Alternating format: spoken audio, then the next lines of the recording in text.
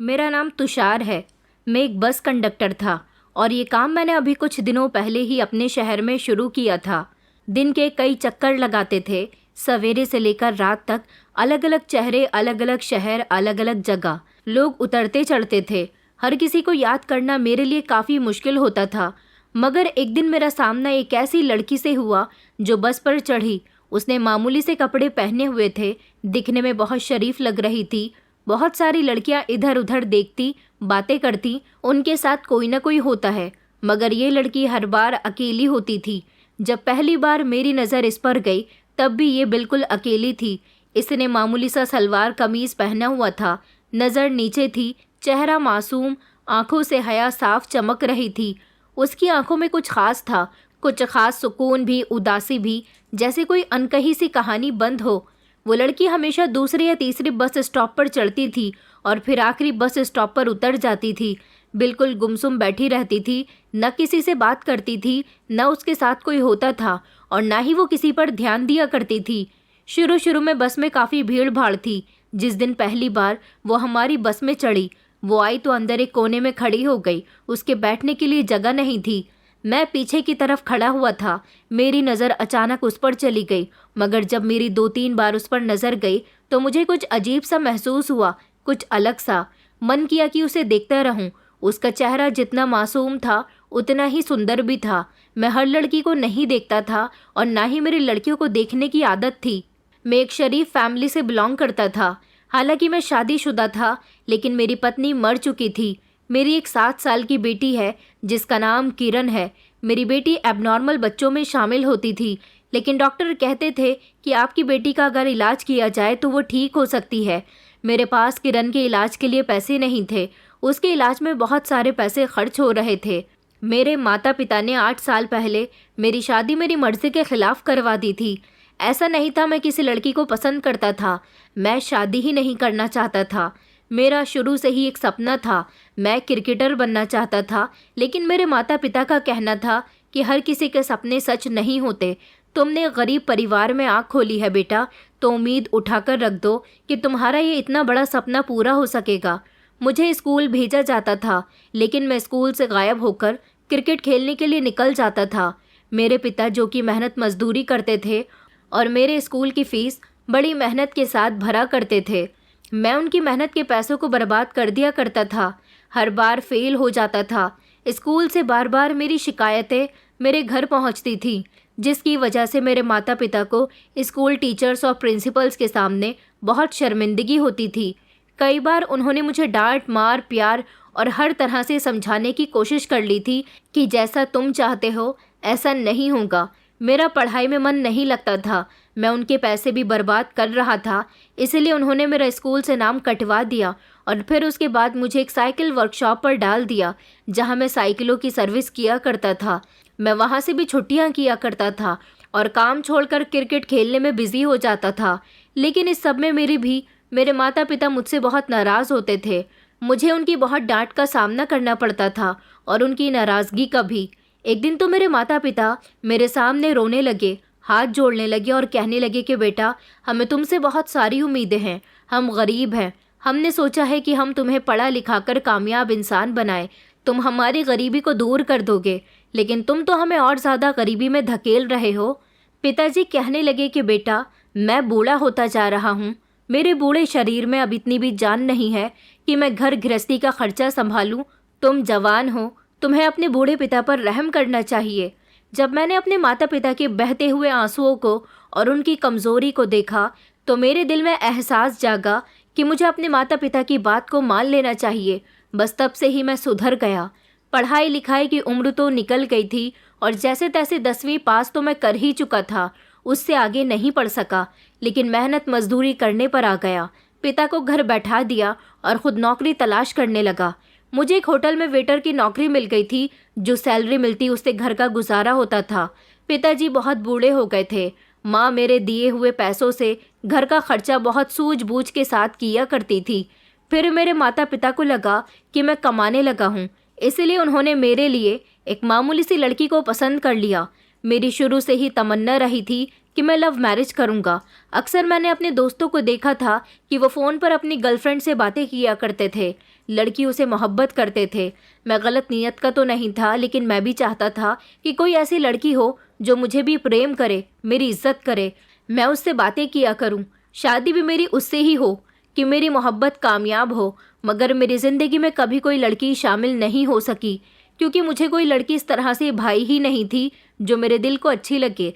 इससे पहले ही मेरे माता पिता ने मेरी मर्ज़ी के ख़िलाफ़ मेरा रिश्ता तय कर दिया। मेरी उम्र अभी ज़्यादा नहीं थी, मैं सिर्फ 20 साल का ही हुआ था जब मेरे माता पिता ने मेरी शादी करने का फ़ैसला कर लिया। मैं उनसे बहुत मना किया करता था कि मैं शादी नहीं करना चाहता, अभी मेरी उम्र ही क्या है। अभी मैं कोई अच्छी नौकरी करना चाहता हूँ, अपनी सैलरी बढ़ाना चाहता हूँ। और मैंने अपनी माँ को साफ साफ ये भी बता दिया था कि मैं अपनी पसंद की लड़की से शादी करना चाहता हूँ। लेकिन मेरी माँ ने मेरी बात को नहीं समझा। उन्होंने मेरे सामने इमोशनल ड्रामा करना शुरू कर दिया। कहने लगी कि बेटा, तुम हमारे इकलौते बेटे हो, तुम्हें नहीं पता कि एक माँ को कितनी चाहत होती है अपने बेटे की शादी करने की। मुझे नहीं पता मेरी ज़िंदगी कितनी है, मैं तो बीमार रहती हूँ। मैं चाहती हूँ कि मैं अपने हाथों से तुम्हारी शादी करूँ। तुम्हारे माता पिता जिंदा हैं, अभी तुम बहुत भाग्यशाली हो कि तुम्हारे माता पिता अपने हाथों से तुम्हारी शादी करेंगे, वरना दुनिया में बहुत सारे ऐसे बच्चे हैं जो अपने माता पिता के बिना अपनी शादी को अंजाम देते हैं। तुम तो बहुत ही खुशनसीब हो बेटा, और तुम चाहते हो कि तुम अभी शादी ना करो। देखो, ज़िंदगी मौत का कोई भरोसा नहीं। तुम्हारे पिता भी बीमार रहते हैं, मैं भी बीमार रहती हूँ। अगर हमें कुछ हो गया तो तुम अकेले रह जाओगे। मेरे दिल में तुम्हारी शादी की तमन्ना बसी की बसी रह जाएगी, और मैं अपने दिल का अरमान दिल में दबाकर ही मर जाऊंगी। अब तुम सोच लो कि तुम्हें क्या करना है। अगर तुम बाद में शादी करना चाहते हो तो कोशिश करना और प्रार्थना करना कि तुम्हारे माता पिता सलामत रहें। और अगर अपने माता पिता के आशीर्वाद के साथ ही शादी करना चाहते हो तो जिस लड़की को मैंने तुम्हारे लिए पसंद किया है उसके साथ शादी करने के लिए राज़ी हो जाओ। बेटा, जिस तरह से हम लोग गरीब हैं उस तरह से लड़की वाले भी गरीब हैं। हमें भी उनसे कुछ नहीं चाहिए और उन्हें भी हमसे कुछ नहीं चाहिए। बस 7 फेरे होने के बाद लड़की हमारे घर आ जाएगी। लड़की बहुत घरेलू है, पढ़ी लिखी नहीं है, लेकिन गृहस्थी बहुत अच्छी तरह से जानती है। मैं चाहती हूँ कि वही लड़की हमारे घर में आए जो तुम्हें पति परमेश्वर समझे और हमारी माता पिता की तरह सेवा करे। मैंने चौंक कर अपनी माँ की तरफ देखा और दिल ही दिल में कहने लगा कि आप लोगों को बहू नहीं बल्कि कोई नौकरानी चाहिए। वैसे भी हमारे समाज में जब भी माता पिता अपने बेटे की शादी करने जाते हैं तो बहू से यही उम्मीद लगाते हैं कि वो पूरी गृहस्थी को अच्छी तरह से संभाल ले, वो एक नौकरानी की तरह घर के सारे काम करे। मेरी माँ ने मुझे अपने इमोशनल शब्दों से ब्लैकमेल कर दिया था। अब मैं क्या कर सकता था? मैंने कह दिया कि जैसा आपको ठीक लगे वैसा कर लीजिए। क्रिकेटर बनने का सपना तो मेरा ख़त्म ही हो चुका था। अब ये तमन्ना भी दिल से ख़त्म हो गई थी कि मुझे अपनी पसंद की शादी करनी है। मेरी होने वाली पत्नी नीलम बहुत ही सिंपल लड़की थी। उसे बाहर की दुनिया के बारे में कुछ पता नहीं था। शुरू से ही मेरा शौक़ रहा था कि मेरी जिस लड़की से शादी हो वो काफ़ी मॉडर्न हो, लेकिन नीलम बहुत मामूली सी थी। उसे तो पहनने ओढ़ने के बारे में भी कुछ नहीं पता था। उसने अपनी सारी ज़िंदगी घर के किचन में गुजार दी थी। इसलिए शादी के बाद भी उसने मेरे माता पिता की सेवा अपने माता पिता की तरह की और वो मेरा भी बहुत ख्याल रखती थी। शादी के बाद मुझे उससे मोहब्बत तो नहीं हुई, लेकिन उससे लगाव हो गया था। वो काफ़ी अच्छी थी। मैं उसके लिए बाज़ार से अच्छे अच्छे कपड़े ख़रीद कर लाता था, लेकिन उसे वो कपड़े पसंद नहीं आते थे। मुझे मॉडर्न कपड़े पसंद थे। मैं उसके लिए साड़ियाँ भी लेकर आता तो वेस्टर्न स्टाइल की लेकर आता था, मगर उसे तो वही जॉर्जेट की और शिफॉन की साड़ियाँ ही अच्छी लगती थी। उसने कभी मेरी मर्ज़ी के मुताबिक कपड़े नहीं पहने, कभी मेरी मर्ज़ी के मुताबिक अपने आप को नहीं ढाला। इसलिए वो मेरे दिल में अपनी ज़्यादा जगह नहीं बना पाई थी, लेकिन मुझे उसकी आदत हो गई थी। वो मेरा कोई भी काम करने में कभी पीछे नहीं रहती थी। वो एक सीधी साधी संस्कारी और घरेलू लड़की थी।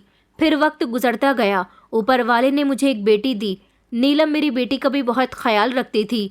कभी मेरी बेटी के कपड़ों पर एक दाग भी नहीं आता था। जिस तरह से वो घर को चमका कर रखती थी, इसी तरह से बेटी के भी बार बार कपड़े बदलती थी। उसका बहुत ख्याल रखती थी।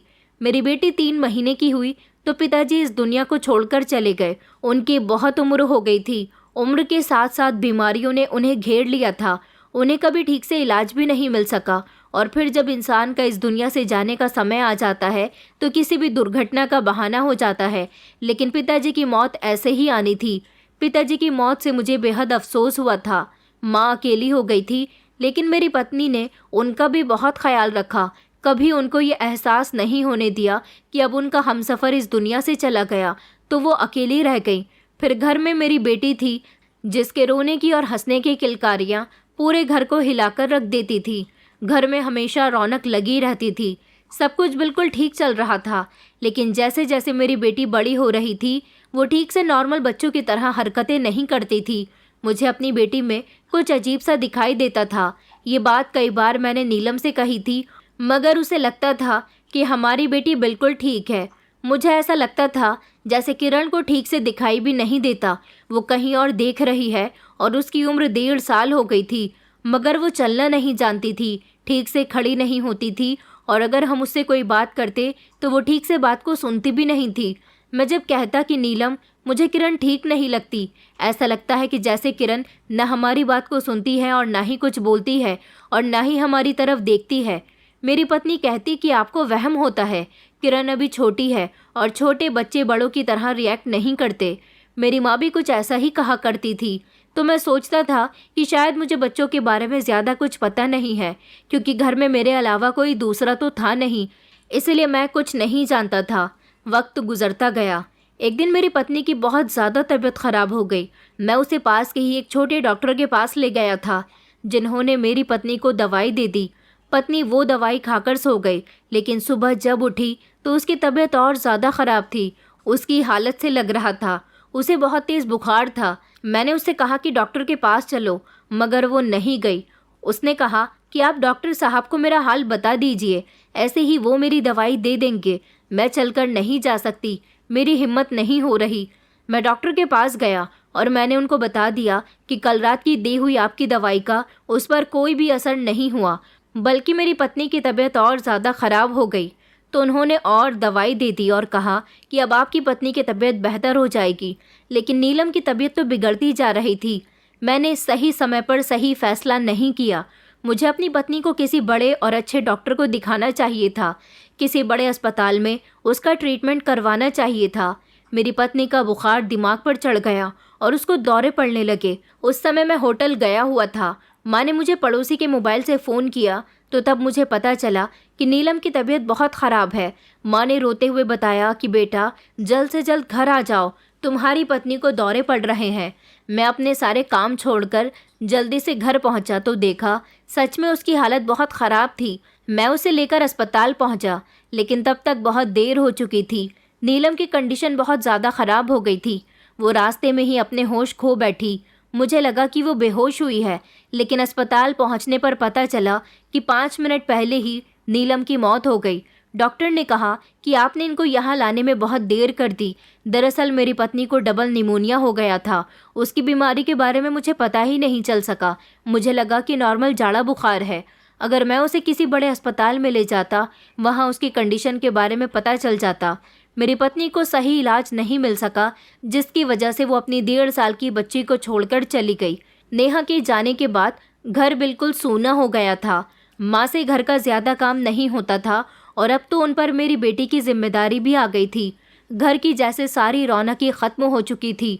मुझे भी नीलम की बहुत याद आती थी। एक वही तो थी जिसने मेरे घर को स्वर्ग बना दिया था, जो सबकी खुशियों का ख्याल रखती थी, वक्त से पहले सबके काम कर दिया करती थी।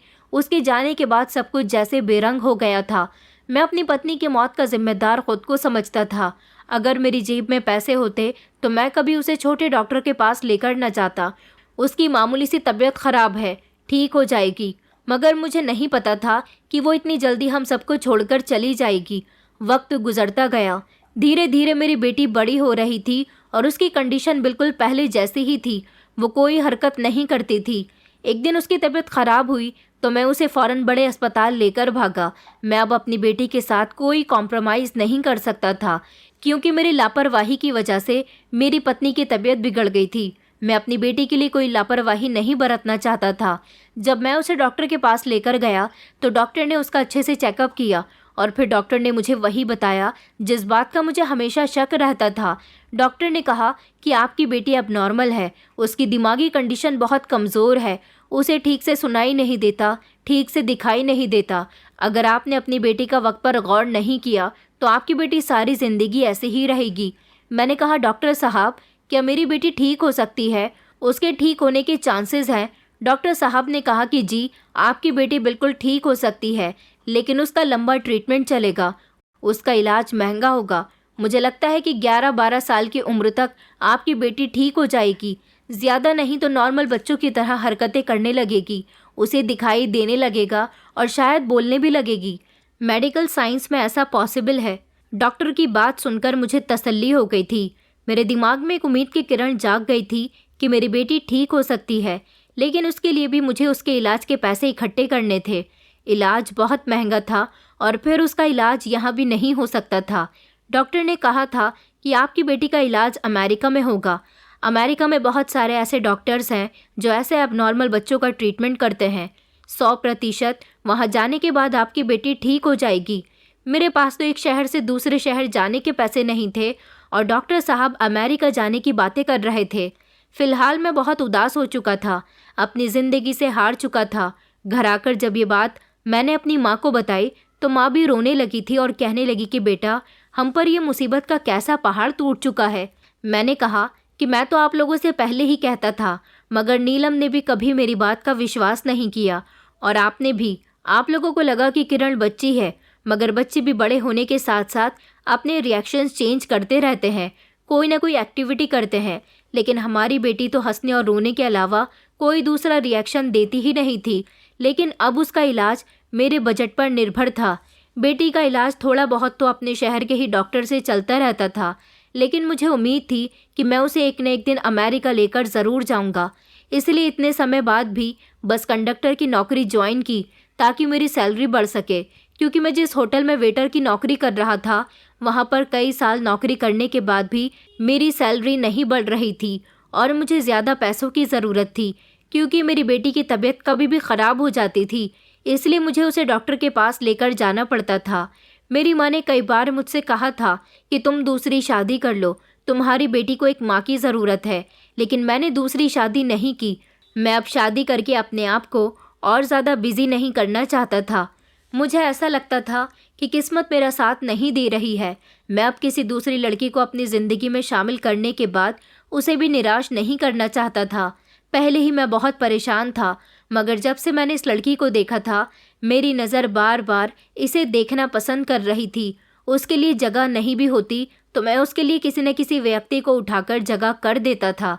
एक बार तो एक यात्री को बहुत शिकायत हुई कि तुम इस लड़की के लिए जगह क्यों बना रहे हो।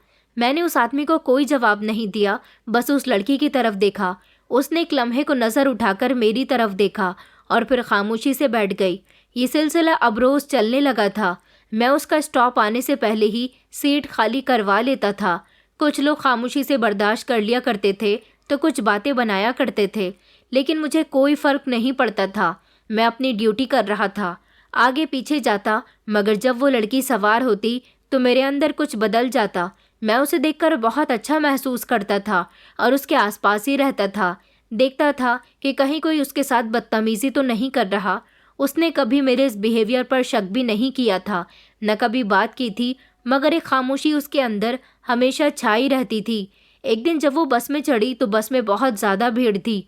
मैंने उसके लिए सीट खाली करवा ली थी और उसे इशारा देकर खाली सीट पर बैठने के लिए कहा। वो बैठ गई तो उसके आगे ही एक लड़का खड़ा हुआ था जो बार बार उसे घूरकर देख रहा था। मेरी नज़र जैसे ही उस लड़के पर गई तो मुझे उस लड़के की बदतमीज़ी अच्छी नहीं लगी। मैं काफ़ी देर तक बर्दाश्त करता रहा कि वो उसके चेहरे से अपनी नज़रें हटा ले, मगर वो तो बार बार उसे गंदी नज़र से देख रहा था। वो लड़की नज़रें झुकाकर बैठी हुई थी और कभी कभी तो खिड़की से बाहर भी देख रही होती थी। मैं समझ गया था कि वो अनकंफर्टेबल महसूस कर रही है, इसलिए मैं उस लड़की के पास गया। मैंने उससे कहा कि क्या बदतमीज़ी है, लड़की को क्यों घूर कर देख रहे हो? तो उसने मुझे धक्का दिया और कहने लगा, क्यों, ये लड़की तेरी कौन लगती है? मैंने कहा कि ज़ुबान संभाल कर बात करो, और उसके बाद हम दोनों के बीच हाथापाई होनी शुरू हो गई। भीड़ में भी एक अजीब तरह का हंगामा मच गया था। अचानक चलते चलते बस रोक दी गई क्योंकि मेरा उस लड़के के साथ झगड़ा बढ़ गया था। जब झगड़ा थोड़ा थमा, जैसे ही मेरी नज़र सीट की तरफ गई तो वो लड़की वहाँ से जा चुकी थी। मैं जल्दी से दरवाजे तक पहुँचा, लेकिन मुझे वो लड़की कहीं दिखाई नहीं दी। मैं उस लड़की के लिए ज़्यादा ही हमदर्द हो रहा था। ये सब कुछ बस का ड्राइवर देखता रहता था। उसने मुझे कई बार छेड़ा और कहने लगा कि क्या हुआ, क्या तुम्हें वो लड़की पसंद आ गई है। मुस्कुराकर रह जाता था, लेकिन मैं कोई जवाब नहीं देता था। अगले दिन फिर से वो लड़की मेरी बस में बैठी तो मैं सारे यात्रियों के टिकट बनाने के बाद मैं उसकी सीट के आगे जाकर खड़ा हो गया था ताकि उसकी हिफाजत कर सकूं, आगे से कोई उसे नज़र उठाकर न देख सके।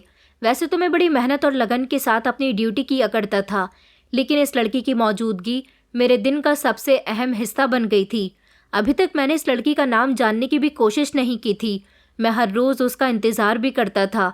मैं नहीं जानता था कि आगे क्या होगा या इस लड़की के बारे में क्या जान सकूंगा, मगर ये रोज़ का सफ़र मेरी ज़िंदगी का हिस्सा बनता जा रहा था। वो दिन भी बड़ा ही अजीब था। हल्की बूंदाबांदी हो रही थी। वो बस में चढ़ी, लेकिन उसकी चाल में ठहराव नहीं था, और जब वो अंदर आई तो मैंने फ़ौरन ही महसूस किया कि उसे कुछ तकलीफ़ है। उसका सर बहुत झुका हुआ था और आंखों पर नमी साफ नज़र आ रही थी। वो आंखें जो हमेशा गहरी और सुकूनदेह होती थी, आज बोझल दिखाई दे रही थी, जैसे कई रातों की जागी हुई हो। मैंने उसकी तरफ कदम बढ़ाए, सीट की तरफ इशारा किया तो वो चुपचाप बैठ गई।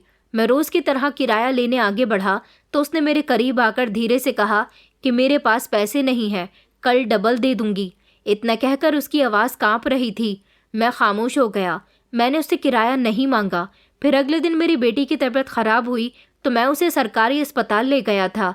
मैं जैसे ही वहाँ पहुँचा तो मैंने देखा कि वहाँ पर वही लड़की भी आई हुई थी, मगर वो अकेली थी। उसकी आंखों में आंसू थे।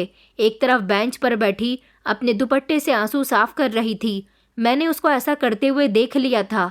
मेरी बेटी मेरी गोद में थी। मैं उसके पास जाता, इतनी ही देर में वो वहाँ से उठकर चली गई थी। मुझे नहीं पता था कि वो यहाँ अपने किसी रिश्तेदार के पास आई थी या फिर अपना इलाज करवाने के लिए आई थी। अगले दिन फिर से जब मेरा सामना उससे बस में हुआ तो फिर से वो रो रही थी। मैं अब खुद पर काबू न कर सका और एक ही झटके से उसके करीब गया। कहने लगा कि आप रो क्यों रही हो, क्या कोई परेशानी है। उसने मेरी तरफ नहीं देखा, बस खिड़की से बाहर नज़र जमाकर देखती रही। मैं कुछ देर इसी तरह से उसके पास खड़ा रहा। मैंने उसे किराया भी नहीं मांगा। गाड़ी तेज़ रफ्तार से चलती रही।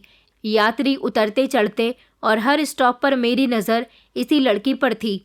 मैं बार बार उसे देखने की कोशिश कर रहा था, लेकिन मुझे समझ नहीं आ रहा था कि उसके आंसू बह क्यों रहे हैं। फिर आखिरी बस स्टॉप आया और वो खड़ी हुई और चुपचाप नीचे उतर गई। मैंने ड्राइवर से कहा कि मुझे कुछ ज़रूरी काम है, मैं कल आऊँगा, और फिर मैं उसके पीछे चला गया ताकि उससे बात कर सकूं, पूछूं कि उसे किसी मदद की ज़रूरत तो नहीं है। मैंने उसे आवाज़ लगाई कि रुकिए। थोड़ी सी दूरी पर जाकर ही वो रुक गई थी, लेकिन उसने तो मेरे साथ नज़रें भी नहीं मिलाई, इसलिए मैं शर्मिंदा हो गया। मैं तेज़ कदमों से चलकर उसके करीब गया। जब उसने मुझे अपने करीब आते हुए देखा तो पीछे हट गई। उसके चेहरे पर हैरानी और घबराहट थी। मैं उसके बराबर में चलने लगा। मैंने धीरे से कहा कि मैं आपसे कुछ पूछना चाहता हूँ। उसने मेरी तरफ फ़ौरन मुड़कर सख्त शब्दों में कहा कि क्या बात है। मैं रोज़ यहाँ आती हूँ, रोज़ देखती हूँ कि आपकी नज़रें मुझ पर जमी हुई होती हैं। मैं बस में बैठी हूँ तो पैसे देती हूँ, चुपचाप अपना काम करो, लेकिन मेरा पीछा मत करो। मैं थोड़ी देर खामोश रहा। फिर मैंने कहा कि मुझे पैसे नहीं चाहिए, बस ये देखकर दिल दुखता है कि आप रोती रहती हो। अगर आपको कोई परेशानी है तो आप मुझे बता सकती हो। उसने तेज़ी से कदम बढ़ाने शुरू कर दिए और मैं उसके पीछे पीछे चल रहा था। वो रुक गई और फिर सख्ती से कहने लगी कि मेरा पीछा क्यों कर रहे हो, जाओ यहाँ से। क्या मुझे बदनाम करवाने का इरादा है? तुम मुझे हर रोज़ सीट देकर मुझ पर कोई एहसान नहीं कर रहे हो। मैं मजबूर हूँ तभी खामोश रहती हूँ, लेकिन इसका ये मतलब नहीं है कि तुम मेरे पीछे आओ। उसकी आवाज़ में गुस्सा नहीं बल्कि मायूसी थी। उसकी बात सुनकर मैं खामोश हो गया। फिर वो तेज़ तेज़ कदमों से आगे बढ़ गई और एक गली में मुड़कर गायब हो गई। मैं कुछ देर तक वहीं पर खड़ा रह गया था और फिर उसके बाद अपने घर चला गया। कुछ दिन बाद मुझे फिर से अपनी बेटी को अस्पताल लेकर जाना था। अगली बार जब फिर वो लड़की बस में चढ़ी तो बहुत ज़्यादा भीड़ थी। वो उदास थी और रोई हुई लग रही थी। वो बस में चढ़ी तो मैंने उसके लिए सीट खाली करवाई। वो चुपचाप जाकर बैठ गई। मैं उसके करीब गया, लेकिन उसने मेरी तरफ देखे बिना किराया निकालकर मेरी तरफ बढ़ा दिया। मैंने पैसे ले लिए थे और धीरे से कहा कि अगर तुम्हारे पास पैसे नहीं हैं तो कोई बात नहीं। उसने मेरी तरफ देखा और वो कुछ नहीं बोली। उसके बाद हम दोनों के बीच कोई बात नहीं हुई। मैंने ना तो उसका पीछा किया ना कोई सवाल किया, मगर उस दिन सच में मेरे अंदर कोई गूंजता रहा। उसके गुस्से में जो बेबसी थी उसमें कुछ तो छुपा हुआ था, जैसे वो खुद किसी ऐसे बोझ तले दबी हुई हो जिसे वो किसी के सामने नहीं खोलना चाहती। अगले दिन जब वो बस से उतरी तो मैं भी उसके पीछे उतर गया था। मैंने कहा कि मैं कई दिनों से तुम्हें देख रहा हूँ, तुम बहुत उदास हो, क्या हुआ है तुम्हें? तो फिर वो मुझ पर भड़कने लगी और कहने लगी, मैं आपकी इन हरकतों से बहुत परेशान हूँ। ऐसा लगता है जैसे आप मेरे साथ हमदर्दी करने के लिए हमेशा तैयार रहते हो। आखिर आप ऐसा क्यों करते हो? मुझे आपकी हमदर्दी नहीं चाहिए। मैंने कहा, तो फिर सुन लो कि मैं तुम्हें पसंद करने लगा हूँ। देखो, मैं तुमसे कुछ भी नहीं छुपाऊंगा। तुम मुझे अपना घर बता दो, मैं अपनी माँ को तुम्हारे घर भेज दूंगा। मेरी एक 7 साल की बेटी भी है। मेरी पत्नी मर चुकी है और उसको मरे हुए भी 5 साल हो गए। मैं तुम्हें अपनी पत्नी बनाना चाहता हूँ। मैं जानता हूँ कि ये सब कुछ तुम्हारे लिए बहुत हैरानदह है, लेकिन मैं कई दिनों से तुमसे बात करना चाह रहा हूँ। तुम मुझसे कोई बात ही नहीं करती हो। मैं तुमसे नहीं कहता कि तुम मेरी बातों में आओ, मुझसे मुलाकातें करो, मुझसे बातें करो। मैं तो तुम्हें इज्जत से अपनी ज़िंदगी में शामिल करना चाहता हूँ।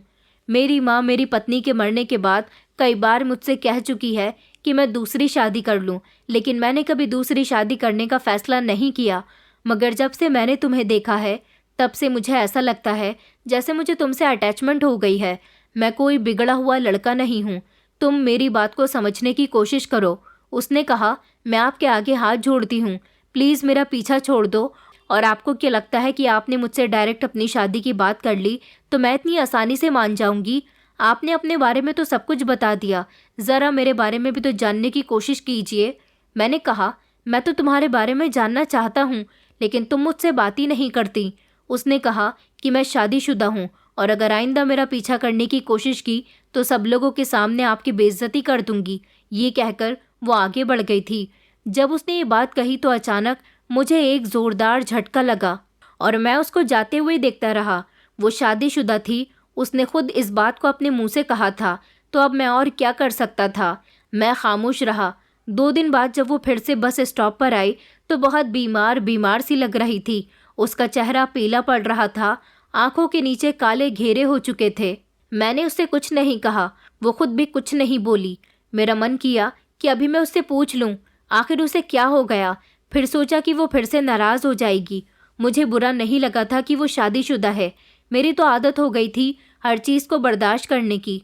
बचपन से लेकर अब तक मैंने जिस चीज़ को भी चाहा था वो चीज़ मुझसे हमेशा दूर रही, इसलिए मैंने इस लड़की का कोई गम नहीं किया था। मैंने फैसला कर लिया था कि चाहे ये मुझसे बात करे या ना करे, मैं इससे जुड़ा रहूँगा, खामोशी से फासले पर। फिर वही बस स्टॉप, वही यात्री और वही मामूली सी थकान। मैंने आज भी उसके लिए सीट खाली रखी थी, हालांकि कई दिनों से वो आई ही नहीं थी।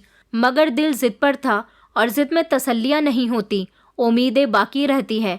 फिर एक दिन जब मैं अपनी बेटी को अस्पताल लेकर गया तो वह फिर से मुझे सरकारी अस्पताल में दिखाई दी थी। हर बार की तरह इस बार भी मेरी बेटी मेरी गोद में थी, क्योंकि मेरी बेटी 7 साल की थी। मेरे अलावा उसको कोई अस्पताल लेकर नहीं जाता था और ना ही कोई मेरे साथ होता था, इसलिए उसका ध्यान मुझे अकेले ही रखना पड़ता था। मैं डॉक्टर के केबिन से निकल ही रहा था जब अचानक उसकी और मेरी टक्कर हो गई। उसने जब मेरी बेटी के साथ मुझे अस्पताल में देखा तो वो आंखें फाड़ फाड़ कर मुझे देखने लगी, मगर वो खुद मुझे बहुत ज़्यादा बीमार लग रही थी। मैं उससे पूछने ही वाला था कि आखिर तुम यहाँ अस्पताल में कैसे? इतनी देर में मेरी बेटी के नाम की पुकार होने लगी। उसका नंबर आ गया था। मैं अपनी बेटी को गोद में लेकर डॉक्टर के केबिन में चला गया था। थोड़ी देर के बाद जब मैं अपनी बेटी का चेकअप करवाकर डॉक्टर के केबिन से बाहर निकला तो मैंने देखा कि वो अभी भी बाहर खड़ी हुई थी। मैं उससे बात करना चाहता था, मगर मेरी नज़र बचते ही अचानक वो कहीं गायब हो गई। फिर उसके बाद मुझे कई दिनों तक वो दिखाई नहीं दी। बस स्टॉप पर भी नहीं आ रही थी, लेकिन एक बात मैंने नोटिस की थी कि मैंने उसको 2-3 बार अस्पताल में देखा था। हर बार वो अकेली ही हुआ करती थी। अगर वो शादीशुदा थी तो फिर उसका पति कहाँ था? उसका पति कि उसके साथ अस्पताल में नहीं आता था। बस स्टॉप पर भी मैंने उसे हमेशा अकेले ही देखा था। मुझे यकीन हो गया था कि वो झूठ बोल रही है, वो शादीशुदा नहीं है। वो मुझसे अपना पीछा छुड़ाने के लिए ऐसी बातें कहकर गई थी। कई दिन गुजर गए। जब वो दूसरे बस स्टॉप पर चढ़ी, आज उसके हाथ में एक कत्थई कलर का बैग था। वो पहले से बहुत ज़्यादा कमज़ोर नज़र आ रही थी। उसकी आंखों में अभी भी नमी थी, चेहरे पर बिल्कुल मुस्कुराहट नहीं थी। उसने अपनी नज़रें नीचे की और मेरे नज़दीक से होती हुई गुजर गई और खाली सीट पर जाकर बैठ गई। उसने बैग अपनी गोद में रख लिया था और खामोशी से मुझे देखने लगी। मैं किराया लेने के लिए उसके करीब आया। उसने किराया निकाला, लेकिन साथ ही बैग मेरी तरफ बढ़ाया। मैंने उलझन से बैग की तरफ देखा। वो धीरे से कहने लगी कि ये रख लो, 5 दिन के बाद मैं लेने आ जाऊंगी। मैंने हैरानी भरी नज़रों से उसे देखा। उसने नज़रें हटा ली, फिर धीरे से कहने लगी कि ये मेरी अमानत है, तुम्हारे पास सलामत रहेगी। मैंने बैग हाथ में थामा। वो बहुत ही भारी हो रहा था। कुछ देर के बाद वो दोबारा खामोश हो गई। बस में और भी यात्री थे, मगर मेरा दिमाग अब इस बैग की तरफ चला गया था। जब आखिरी बस स्टॉप आया, वो खड़ी हुई और दरवाजे की तरफ बढ़ी। मैं पीछे पीछे आया, शायद कुछ और पूछने के लिए, मगर वो मेरी तरफ बिना मुड़े तेज कदमों से निकल गई थी। मैं दरवाजे पर रुक गया। उसके शब्द कि 5 दिन के बाद आऊंगी मेरे दिमाग में गूंज रहे थे। वापस आकर मैंने बैग को सावधानी से संभाला और अपने घर ले गया और उसे अपनी अलमारी में रख दिया। मैंने उसे खोलकर भी नहीं देखा था। मेरी माँ भी पूछ रही थी कि बेटा इसमें क्या है, तो मैंने उनसे कहा कि बस किसी की अमानत है, आप भी इस सामान को हाथ मत लगाना। मैंने इस बैग को अपनी अलमारी के ज़रूरी सामान के साथ रख दिया था। पहला दिन गुजर गया था, वो नहीं आई। दूसरा दिन और फिर तीसरा दिन और फिर चौथा दिन भी आ गया था। मैं हर दिन उसके आने के वक्त पर बस स्टॉप पर ज़्यादा देर तक नज़रें जमा कर रखता था। दिल बेचैन होता था, मगर वो नहीं आई। मैंने सोचा कि बैग खोलकर देख लेता हूँ, लेकिन फिर खुद को रोक लिया। वो खुद कहकर गई थी कि 5वें दिन आ जाएगी। 4 दिन तो खामोशी से गुजर गए थे, लेकिन जब 5वां दिन आया तो मैं अपने साथ बैग लेकर घर से निकल गया था। मुझे उसका बेचैनी से इंतज़ार था कि वो आ जाएगी और अपना बैग ले लेगी, लेकिन दिन गुजर गया था, वो नहीं आई। फिर 1 हफ्ते से भी ज़्यादा गुजर गया, उसका कुछ पता ही नहीं था। अब मुझे यकीन हो गया था कि वो वापस नहीं आएगी, या शायद कुछ ऐसा हो चुका है जिसकी खबर मुझ तक नहीं पहुंची। 15 दिन गुजर गए थे। मैंने बस स्टॉप की तरफ जाकर कुछ लोगों से उसके बारे में पूछा, उसके चेहरे की पहचान बताई, लेकिन किसी को भी उसके बारे में कुछ नहीं पता था। कई दिन ऐसे ही गुजर चुके थे। बैग अब भी बंद अलमारी में रखा हुआ था और मैं इंतज़ार कर रहा था वो 5 दिन का वादा जो अब कई दिनों में बदल चुका था, एक उम्मीद में तब्दील हो चुका था। जब 20वां दिन भी आया तो मैं सरकारी अस्पताल पहुंचा, जहां पर वो मुझे कई बार दिखाई दी थी। मैंने वहां पर जाकर उसके बारे में पूछताछ की, उसकी पहचान के बारे में बताया कि यहाँ एक लड़की आती थी, अकेली, सुंदर सी, छोटे से कद की, आपको याद है? तब एक नर्स ने मुझे गौर से देखा, फिर कहने लगी कि यहाँ तो बहुत सारे लोग आते हैं, बहुत सारी लड़कियाँ आती हैं, हमें ऐसे किसी का भी चेहरा याद नहीं रहता। आप नाम बता दीजिए तो शायद हम आपकी कुछ मदद कर सकें। मैंने कहा, नाम तो मुझे भी नहीं पता, बस मुझे उसका चेहरा याद है। नर्स मायूस होकर पीछे पलट गई। मैं हारने का इरादा नहीं रखता था। मैंने डॉक्टर के केबिन में जाकर चेक करना शुरू किया। कॉरिडोर के आखिरी कमरे में एक डॉक्टर बैठे नजर आए, जो उस दिन भी वहाँ पर थे। जब मैंने इस लड़की को पहली बार अस्पताल में रोते हुए देखा था, मैं इसके पास गया, डॉक्टर से धीरे से कहा कि डॉक्टर साहब, माफ़ी चाहता हूँ, आपके केबिन में बिना इजाज़त के दाखिल हो गया, लेकिन मैं एक लड़की के बारे में पूछने के लिए आया हूँ। वो पिछले महीने यहाँ आई थी, अकेली थी, बीमार लग रही थी, मेरी जान पहचान की थी, मगर अब कई दिनों से नहीं आई।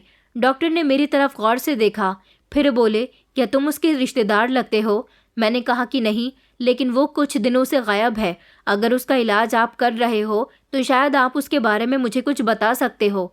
डॉक्टर ने कुछ देर सोचा, फिर मुझे एक फ़ाइल दिखाई। उसमें एक तस्वीर लगी हुई थी। वो तस्वीर उन्होंने मेरी तरफ बढ़ाई। उन्होंने कहा कि यही थी ना वो लड़की? मैंने कहा कि हाँ, वो लड़की यही थी। डॉक्टर ने धीरे से फाइल बंद की और कहने लगे कि उसे 3rd स्टेज का कैंसर था। जब पहली बार वो यहाँ आई थी तब बहुत देर हो चुकी थी। वो अकेली आई थी, इलाज के लिए दवाई लेती थी और चली जाती थी, लेकिन उसके पास बहुत कम समय बचा हुआ था। उसका इलाज होना बहुत ज़रूरी था। उसे उसकी बीमारी के बारे में बता दिया गया था। उसकी ज़िंदगी में बहुत कम दिन बचे थे, ये भी उसे पता था। उसे बचाना हमारे लिए नहीं बल्कि किसी भी डॉक्टर के लिए पॉसिबल नहीं था, क्योंकि उसकी बीमारी काफ़ी हद तक बढ़ गई थी। हमने उसे बताया था कि तुम चाहो तो ऑपरेशन करवा सकती हो, लेकिन ऑपरेशन में भी रिस्क था, इसलिए उसने अपना ऑपरेशन नहीं करवाया। ये खबर सुनकर तो मेरे पैरों तले से ज़मीन निकल गई थी। मेरी तो आवाज़ भी नहीं निकल रही थी। बड़ी मुश्किल से मैंने डॉक्टर से कहा कि डॉक्टर साहब, तो अब वो कहाँ है? उन्होंने कहा कि अब तो वो इस दुनिया में नहीं रही। ये सुनकर तो मुझे एक ज़ोरदार झटका लगा था। उसकी लाश काफ़ी दिनों तक यहाँ अस्पताल में रखी रही, लेकिन कोई भी लेने के लिए नहीं आया। फिर उसका इसी अस्पताल में सरकारी तरीके से अंतिम संस्कार करवा दिया गया। ये सब सुनकर तो मेरा शरीर कांप उठा था। मुझे डॉक्टर की कही बातों पर यकीन नहीं आ रहा था। मैं वहीं कुर्सी पर बैठकर रोने लगा। आंखें बंद की तो उसका चेहरा नजर आ रहा था और आखिरी वही शब्द जो उसने मुझसे कहे थे कि 5 दिन के बाद आकर अपनी अमानत ले जाऊंगी। मैंने उसके घर का एड्रेस और उसका नाम एक पर्चे पर नोट कर लिया था जो उसकी फाइल पर लिखा हुआ था। सोचा कि उसकी जो अमानत मेरे पास रखी हुई है वो उसके घर वालों को वापस कर दूंगा। उसका इस दुनिया में कोई ना कोई तो ज़रूर होगा। लेकिन मैं उसका एड्रेस तलाश करते हुए उसके घर पर पहुंच गया था। एक पुराना सा टूटा फूटा घर जिसके दरवाजे पर जंग लगी हुई थी। एक छोटी सी गली, ऐसा लगता था जैसे यहाँ भी गरीबी दस्तक दे रही है। जैसे ही मैंने दरवाज़ा बजाया तो एक औरत ने दरवाज़ा खोला। उसने मुझे गौर से देखा और कहने लगी कि कौन हो भैया? मैंने कहा कि यहाँ कोई पायल नाम की लड़की रहती है, अकेली, बस मैं सफ़र किया करती थी, हॉस्पिटल भी जाया करती थी, मैं उससे मिलना चाहता हूँ, क्या आप मुझे घर के अंदर आने की इजाज़त देंगी? पहले उन्होंने मेरी पूरी बात गौर से सुनी, फिर कहने लगी कि तुम पायल को कैसे जानते हो? मैंने कहा बस कुछ नहीं, जिस बस में वो सफ़र किया करती थी मैं उस बस का कंडक्टर हूँ, मुझे उससे किराया लेना था। मैंने झूठ बोलकर बहाना बनाया तो वो औरत कहने लगी कि सुनो भैया, तुम्हें घर के अंदर आने की तो इजाज़त नहीं मिलेगी, दरवाजे से खड़े होकर ही बात करो। देखो मैं उसकी भाभी हूँ, वो तो अभी इस दुनिया से चली गई। उसे बड़ी बीमारी थी, अपना इलाज करवाया करती थी, लेकिन उसके इलाज के भी ठीक से पैसे नहीं थे। हम लोग तो खुद गरीब हैं, यहाँ हमें अपनी 2 वक्त की रोटी भारी पड़ रही थी, उसका इलाज कहाँ से करवाते? अरे मर गई, कुछ दिन पहले अस्पताल से फ़ोन आया था कि आकर इसकी लाश ले जाओ, मगर हम लोगों के पास इतनी फुर्सत नहीं थी। मैं तो खुद लोगों के घरों में काम करती हूँ और उसका भाई एक स्कूल में चौकीदारी करता है। पिता तो कई सालों पहले मर गए थे, लेकिन माँ की मौत अभी हाल फिलहाल में हुई थी। देखो हमारे लिए वो बोझ थी, हम लोग उसे अच्छा नहीं समझते थे। बस इतनी ही जानकारी उसकी हमारे पास है। मैंने कहा क्या उसका कोई सामान वगैरह आप लोगों के पास है? तो उन्होंने कहा कि नहीं, उसके थोड़े बहुत कपड़े थे, वो हमने गरीबों में दान कर दिए, बाकी तो उसका घर में कोई सामान नहीं है। पहले कभी मेरी सास का बहुत सारा जेवर हुआ करता था, घर से ही अचानक चोरी हो गया। मुझे तो शक है कि मेरी नंद ने ही चुराया होगा। अब पता नहीं भगवान जाने उसने क्या किया क्या नहीं किया। बस भैया मैं तुमसे ज़्यादा बात नहीं कर सकती, अब तुम यहाँ से जा सकते हो, और हाँ आइंदा से पूछताछ करने के लिए यहाँ पर मत आना। इतना कहकर उन्होंने खट से मेरे मुंह पर दरवाज़ा बंद कर दिया। मुझे पायल पर बेहद अफसोस हो रहा था। मुझे नहीं पता था कि पायल अपनी ज़िंदगी के आखिरी दिनों से जूझ रही है। फिर मैं घर आ गया और घर आते ही मैंने अलमारी खोली, उसके बैग को भी खोल कर देखा जो उसकी अमानत मेरे पास रखी हुई थी। उसकी भाभी ने तो उसकी ढेर सारी बुराइयां कर दी थी। मुझे वो औरत ठीक नहीं लगी थी। जब घर आकर मैंने बैग खोला तो सबसे पहले उसमें एक लेटर रखा हुआ था और फिर बहुत सारे जेवर थे जिन्हें देखकर मैं हैरान रह गया। इतने सारे जेवर कभी मैंने अपनी ज़िंदगी में नहीं देखे थे। मैंने जल्दी से इस लेटर को खोल कर देखा जिसमें लिखा हुआ था, तुषार, मैं जानती हूँ कि मेरे मरने के कई दिनों बाद आपको मेरा भी लेटर मिलेगा। आप एक ईमानदार इंसान हो जिसने हमेशा मेरी मदद करने की कोशिश की, मगर माफ़ करना मैं कभी आपके साथ सीधे मुंह बात न कर सकी। मैंने आपसे झूठ बोला था कि मैं शादीशुदा हूँ। दरअसल मेरी तो शादी हो ही नहीं सकती थी। मुझे डॉक्टर ने पहले ही बता दिया था कि मुझे बहुत बड़ी बीमारी है, मेरी जान कभी भी जा सकती है। अगर मैं ऑपरेशन करवा लेती हूँ तब भी मेरा ऑपरेशन सक्सेसफुल नहीं रहेगा। शायद ऑपरेशन के अगले दिन या ऑपरेशन करते समय मेरी मौत हो जाए। मैं चाहती तो मैं जेवरात को बेचकर अपना इलाज करवा सकती थी, लेकिन मेरी ज़िंदगी के कुछ दिन ही बचे थे। मेरी बीमारी काफ़ी हद तक बढ़ गई थी। मेरे माता पिता के मरने के बाद मेरे भैया भाभी मुझ पर बहुत अत्याचार करते थे। मुझे जब बीमारी का पता चला तब भी उन लोगों ने मेरा कोई साथ नहीं दिया, लेकिन मैंने अपने बुरे समय के लिए अपनी माँ के जेवरात को छुपा कर रखा था जो उन्होंने मरने से पहले मुझे दिए थे, और कहा था कि बेटा, मैं जानती हूँ कि तुम्हारा भाई और उसकी पत्नी कभी भी मेरे मरने के बाद तुम्हारा ख्याल नहीं रखेंगे, इसलिए मैं खामोशी से अपने ये जेवर तुम्हें देकर जा रही हूँ। ये तुम्हारे बुरे समय में काम आएंगे। मेरा बुरा समय तो मेरी बीमारी से बढ़कर और क्या हो सकता है। मेरे पास मेरे इलाज के लिए ये जेवर थे, मगर मेरे बचने की कोई गारंटी नहीं थी, इसलिए मैंने उनको अपने ही घर में छुपा कर रखा और अपने भैया भाभी को बोल दिया कि मैं जेवरात के बारे में कुछ भी नहीं जानती। जब मुझे पता चला कि मेरी ज़िंदगी के सिर्फ कुछ ही दिन रह गए, तो फिर मैं इन जेवरात के बारे में सोचने लगी कि मैं इनका क्या करूं जो ये सही हाथों में चले जाएं। मेरे भैया भाभी ने तो कभी मेरा अच्छा बुरा नहीं सोचा था। वो लोग माँ के इन जेवरात को बर्बाद कर देते। मैं उनको अच्छी तरह से जानती थी, इसीलिए मैंने फैसला किया कि मैं ये जेवर आपको दूंगी। मरने से पहले आपको ये सौंप कर जाऊंगी। मैं 2 बार आपको अस्पताल में देख चुकी थी। हर बार मैंने आपकी बेटी को आपकी गोद में देखा था। मैंने एक दिन अस्पताल में आपकी बेटी के बारे में इंफॉर्मेशन निकलवाई तो मुझे पता चला कि आपकी बेटी एबनॉर्मल है और वो ठीक हो सकती है, लेकिन उसका इलाज बहुत महंगा होगा। तुषार जी, मैं आपसे रिक्वेस्ट करती हूँ कि मेरे इन जेवरात को बेचकर आप अपनी बेटी का इलाज ज़रूर करवाना, उसे बिल्कुल ठीक कर देना। मेरी तो ज़िंदगी नहीं बच सकी, लेकिन मैं चाहती हूँ कि मेरी मदद से आपकी बेटी ठीक हो जाए, ताकि जब जब आपकी बेटी ठीक हो तब तक आपको मेरी याद आया करे और आप ऊपर वाले से मेरे लिए प्रार्थना किया करो। मेरी आपसे शादी होना संभव नहीं थी। आपने हमेशा मेरी मदद की। आप एक अच्छे और ईमानदार इंसान हैं, लेकिन मुझे माफ़ कर देना, मैं कभी आपको अपनी हकीकत नहीं बता सकी, मगर आज इस लेटर से आपको मेरी हकीकत पता चल गई होगी। फिर उसके बाद नीचे वाली लाइन में पायल लिखा हुआ था। लेटर मैंने अपनी आंखों से लगाया और फूट फूट कर रोने लगा। मुझे नहीं पता था कि एक मरने वाली लड़की मेरी इस तरह से मदद करके जाएगी। एक तरह से मैं खुश भी हुआ था, लेकिन एक तरह से बहुत दुखी भी था। जिंदगी ने हर मोड़ पर मुझे सताया था। इस बार मुझे कुछ दूसरे तरीके से सताया था। जिस लड़की को मैं पसंद करने लगा था, जो लड़की पहली बार मुझे ज़िंदगी में पसंद आई थी, वो मेरी बहुत बड़ी मुश्किल हल करके चली गई थी। मैंने उसे जेवरात को बेच दिया था और अपनी बेटी को लेकर फ़ौरन ही अमेरिका चला गया। मैंने वहाँ अपनी बेटी का पूरे 1 साल तक इलाज करवाया। जेवरात बेचकर मेरे पास इतने पैसे आ गए थे कि मैं अपनी बेटी का संपूर्ण तरीके से इलाज करवा सका और इसी वजह से मेरी बेटी बिल्कुल ठीक हो गई। मुझे तो कभी लगता ही नहीं था कि मैं अपनी बेटी को लेकर अमेरिका जा सकूंगा। एक अनजान लड़की ने मेरी मदद की। ये मदद शायद ऊपर वाले की तरफ से थी। मैं आज भी अपनी बेटी को खुशहाल देखता हूँ तो मुझे पायल याद आ जाती है और मन ही मन प्रार्थना करता हूँ कि ऊपर वाला पायल की आत्मा को शांति दे। कुछ अनजान लोग हमारी मदद कर देते हैं। पायल एक बहुत अच्छी लड़की थी जिसे अपनी ज़िंदगी के बारे में सब कुछ पता था। उसे पता था कि वो कुछ दिन की मेहमान है, लेकिन मरने से पहले उसने कुछ ऐसा किया जिसे दुनिया भले ही ना याद करे, लेकिन मैं हमेशा याद करता हूँ। दोस्तों, उम्मीद करती हूँ आपको हमारी कहानी पसंद आई होगी। कहानी पसंद आई है तो वीडियो को लाइक करें, चैनल पर नए हैं तो चैनल को सब्सक्राइब करें और हाँ, नोटिफिकेशन बेल को ज़रूर दबाएं ताकि अगली अपडेट सबसे पहले आपको मिले।